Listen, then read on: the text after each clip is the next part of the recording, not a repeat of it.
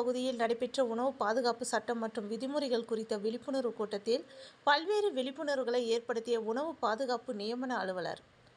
கோவையில் உணவு பாதுகாப்பு சட்டம் மற்றும் விதிமுறைகள் குறித்த விழிப்புணர்வு கூட்டம் டாடாபத் பகுதியில் உள்ள பேக்கரி உரிமையாளர்கள் சங்க கூட்டரங்கில் நடைபெற்றது.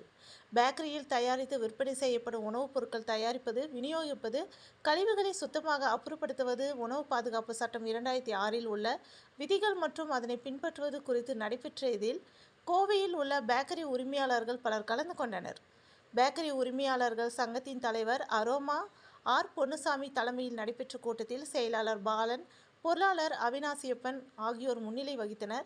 கூட்டத்தில் சிறப்பு விருந்தினராக மாவட்ட நியமன அலுவலர், உணவு பாதுகாப்புத்துறை மருத்துவர் டி. அனுராதா கலந்து கொண்டு பேக்கரியில் தயாரித்து விற்பனை செய்யப்படும் உணவுப் பொருட்களை பாதுகாப்பாக தயாரிப்பது, விநியோகிப்பது, கழிவுகளை சுத்தமாக அப்புறப்படுத்துவது, உணவு பாதுகாப்பு சட்டம் 2006 உள்ள விதிகள் மற்றும் அதனை பின்பற்றுவது குறித்த ஆலோசனைகளை வழங்கினார். அதேபோல பேக்கரி உரிமையாளர்களுக்கு உள்ள பிரச்சனைகள் குறித்தும் அவர் கேட்டறிந்தார். கூட்டத்தில் உணவு பாதுகாப்புத்துறை அதிகாரிகள் தங்கவேல், முருகேசன் மற்றும் பேக்கரி உரிமையாளர்கள் சங்கத்தின் நிர்வாகிகள் Ragam bakery Selvaraj, caramel bakery Karthikeyan, Vignesh bakery Nagaraj, Prasanna Lakshmi, Rangasamy, food garden Senthil, Aroma நிறுவனங்களின் தலைமை செயல் அதிகாரி விஜயலட்சுமி, விஜயவேல், செந்தில் நடராஜன், ஜெயக்குமார், அனி, சக்திவேல், சுஜித் மற்றும் உறுப்பினர்கள் என பலர் கலந்து கொண்டனர் என்பது குறிப்பிடத்தக்கது. மாவட்டத்தில் உள்ள பேக்கரி உரிமையாளர்கள் நல சங்கத்துடன் உணவு பாதுகாப்புத்துறையும் இணைந்து FSSAI பற்றி, அதாவது உணவு பாதுகாப்பு மற்றும் தரங்கள் சட்டம் 2006 விதிகள் விதிமுறைகள் 2011 பற்றிய லேட்டஸ்ட், அதாவது 2011 வந்து விதிமுறைகள் அமலாக்கப்பட்டாலும் அப்பப்போ வந்து 2018, 2020 இதிலெல்லாம் வந்து நிறைய விஷயங்கள் வந்து அப்டேட் பண்ணியிருக்காங்க. அதை எல்லாமே வந்து இந்த பேக்கரி உரிமையாளர்களுக்கு உற்பத்தியும் வச்சுருக்கிறாங்க, ரீட்டைலும் பண்ணுறாங்க. ஸோ அந்த வகையில் மக்களுக்கு கிடைக்கக்கூடிய, இவங்க இடத்துலேருந்து கிடைக்கக்கூடிய பொருட்கள், தரமான பொருட்களை வாங்கி தரமான உணவுகளை வந்து மக்களுக்கு கொடுக்கணும் அப்படிங்கிறதையும், ஏன்னா இப்போ பேக்கரி இல்லாத ஒரு ஊரே இல்லாத மாதிரி ஆயிடுச்சு. அதே வந்து கோவை மாவட்டத்தில் வந்து ஒரு தரத்துக்கும் மற்றும் அதோட சுவைக்கும் வந்து பேர் போனது அப்படிங்கிறது வந்து எல்லாருமே வந்து நம்ம அக்செப்ட் பண்ணிப்போம்.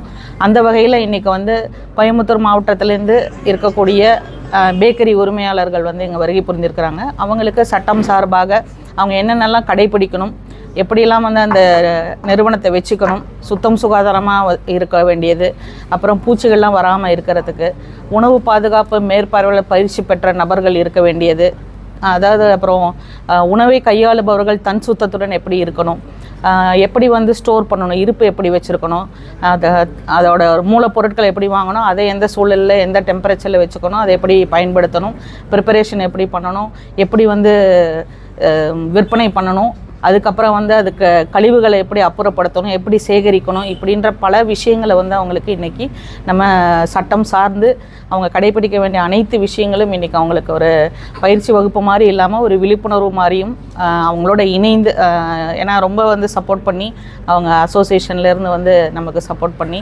ஒத்துழைப்பு கொடுத்து இங்கே வந்து மாவட்டத்தில் உள்ள அனைத்து இடத்துலேருந்துமே இன்றைக்கி வருகை புரிந்திருக்கிறாங்க. ஸோ இனி வரும் காலங்களில் வந்து சட்டம் சார்ந்து மக்களுக்கு வந்து தரமான உணவு அவங்க இடத்துலேருந்து கொடுக்கணும் அப்படிங்கிறதையும், எந்த சூழலையும் எந்த விதமான கம்ப்ளைண்ட்டும், அதாவது புகாரும் வராமல் இருக்க வேண்டிய சூழலில் இருக்கணும் அப்படிங்கிறதையும் அவங்களுக்கு வலியுறுத்தி இன்றைக்கி நாங்கள் துறை சார்பாக அவங்களுக்கு ஒரு விழிப்புணர்வு நிகழ்ச்சி இன்றைக்கி ஏற்பாடு பண்ணிகிட்ருக்கோம்.